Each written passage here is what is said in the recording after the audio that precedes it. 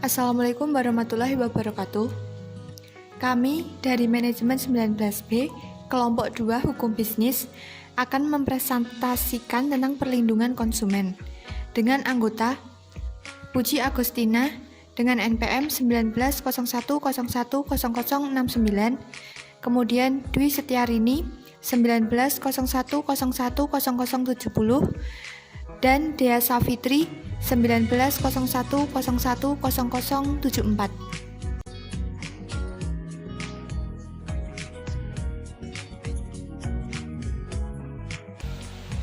Yang pertama, pengertian perlindungan konsumen. Konsumen adalah golongan yang rentan dieksploitasi oleh pelaku usaha.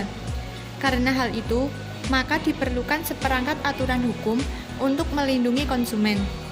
Menurut Nasution, dalam ilmu ekonomi diartikan sebagai pemakai barang atau jasa dengan tujuan memproduksi barang atau jasa lain, ataupun mendapatkan barang atau jasa untuk dijual kembali, dan sebagai pemakai atau pengguna barang atau jasa untuk memenuhi kebutuhan diri sendiri, keluarga, atau rumah tangganya untuk tujuan non-komersial.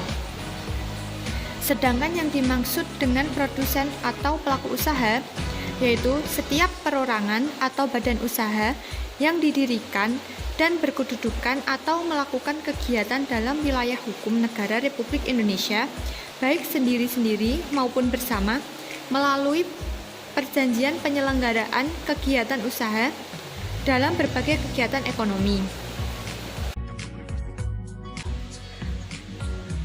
Kemudian, asas perlindungan konsumen.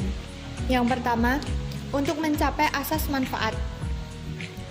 Asas manfaat yang dimaksud yaitu untuk mengamanatkan bahwa segala upaya dalam penyelenggaraan perlindungan konsumen harus memberikan manfaat yang sebesar-besarnya bagi kepentingan konsumen dan pelaku usaha secara keseluruhan. Kemudian, untuk mencapai asas keadilan dan asas keseimbangan. Asas keadilan yang dimaksud agar partisipasi seluruh rakyat dapat diwujudkan secara maksimal dan memberikan kesempatan kepada konsumen dan pelaku usaha untuk memperoleh haknya dan melaksanakan kewajiban secara adil. Sedangkan untuk asas keseimbangan yang dimaksud untuk memberikan keseimbangan antara kepentingan konsumen dan pelaku usaha serta pemerintah dalam arti material dan spiritual. Kemudian, untuk mendapatkan keamanan dan keselamatan konsumen.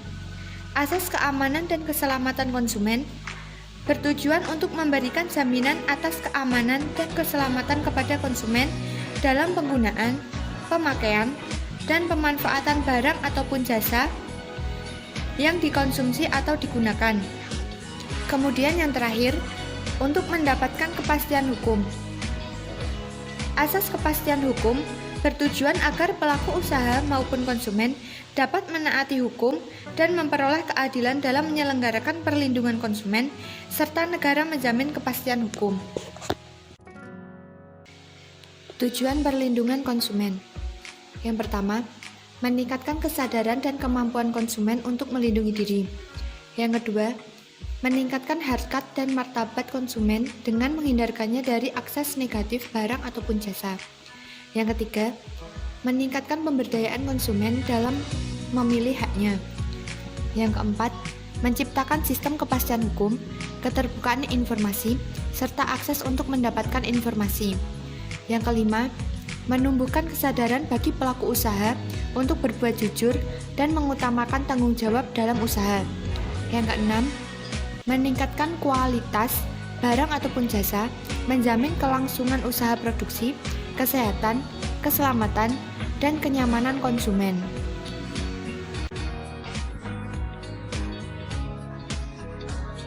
Hak dan kewajiban konsumen. Yang pertama, hak konsumen yaitu 1. Hak untuk mendapatkan advokasi dan perlindungan upaya penyelesaian sengketa konsumen.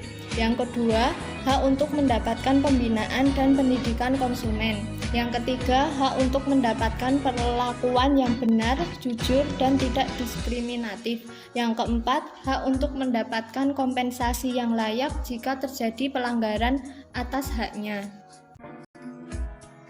Selanjutnya, kewajiban konsumen, yaitu yang pertama, membaca atau mengikuti petunjuk, informasi, dan prosedur pemakaian serta pemanfaatan barang atau jasa.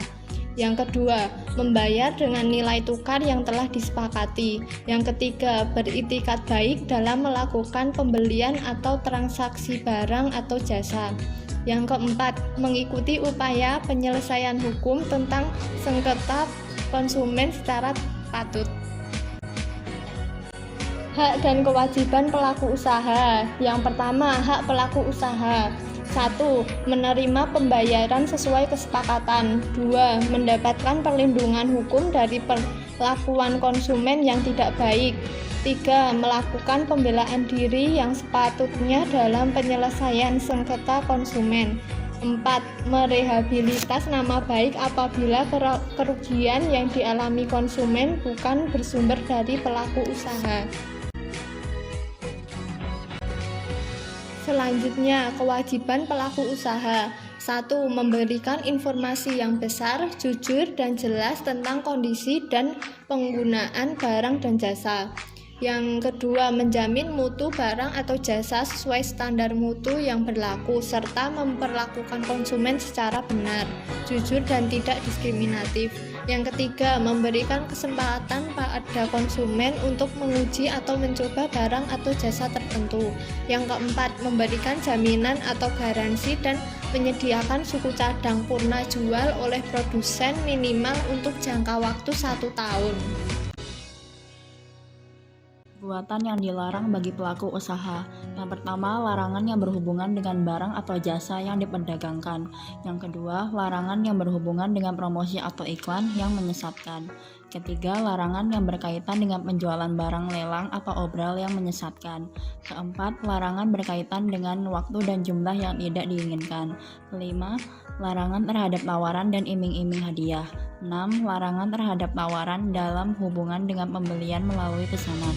7. Larangan yang berhubungan dengan pelaku usaha periklanan. 8. Larangan yang berhubungan dengan klausula buku. Penegakan hukum konsumen. Pertama, konsekuensi yuridis terhadap pelanggan perundang-undangan tentang perlindungan konsumen. Kedua, Badan Perlindungan Konsumen Nasional. Ketiga, Lembaga Perlindungan Konsumen Swadaya Masyarakat. Keempat, Badan Penyelesaian Sengketa Konsumen. Kelima, penerapan sanksi-sanksi. Klausula baku. Klausula baku yaitu setiap aturan atau ketentuan dan syarat-syarat yang telah dipersiapkan dan ditetapkan terlebih dahulu secara sepihak oleh pelaku usaha yang dituangkan dalam suatu dokumen atau perjanjian yang mengikat dan wajib dipenuhi oleh konsumen. Klausa baku tercantum dalam pasal 18 Undang-Undang Nomor 8 Tahun 1999 yang pada prinsipnya memuat dua larangan yang berlaku bagi pelaku usaha, yaitu larangan pencantuman klausa baku dan letak serta bentuk klausa baku.